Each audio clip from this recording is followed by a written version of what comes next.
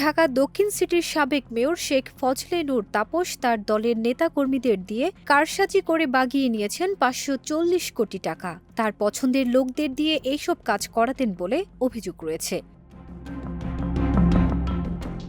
আওয়ামী লীগের নেতাকর্মী ও তাপসের ঘনিষ্ঠজনেরা সংস্থার উন্নয়ন কাজ ও বিভিন্ন কেনাকাটার সিংহভাগ কাজ করেছেন। পছন্দের লোক ও ক্ষেত্র বিশেষে অযোগ্য ব্যক্তিদের দিয়ে কাজ করানোর ফলে অনেক কাজ যথাসময়ে শেষ হয়নি। এতে মাসের পর মাস জনগণকে ভোগান্তি পোহাতে হয়েছে।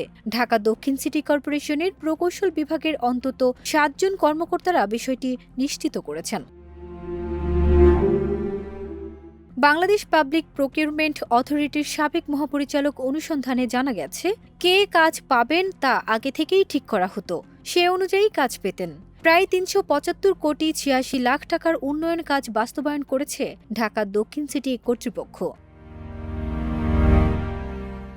সংশ্লিষ্ট সূত্রগুলোর তথ্য অনুযায়ী ১২২টি কাজের বিপরীতে ২ জন করে ঠিকাদার দরপত্র জমা দিয়েছেন। তবে কে কাজ পাবেন তা আগে থেকেই ঠিক করা ছিল।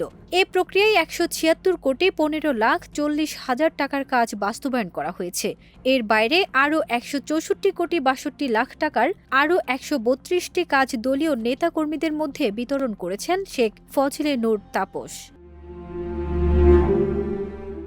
তাছাড়া বিভিন্ন এলাকায় রাস্তাঘাট সংস্কার ও অবকাঠামো উন্নয়নে কাজ সূত্রে সংস্থাটি ২০৪ কোটি ৭০ লাখ টাকার কাজ বাস্তবায়ন করেছে। কিন্তু ১৭৪টি কাজে কোনো প্রতিযোগিতা হয়নি। ২০২০ সালের মে মাসে ঢাকা দক্ষিণ সিটির মেয়রের দায়িত্ব নেন শেখ ফজলে নূর তাপস।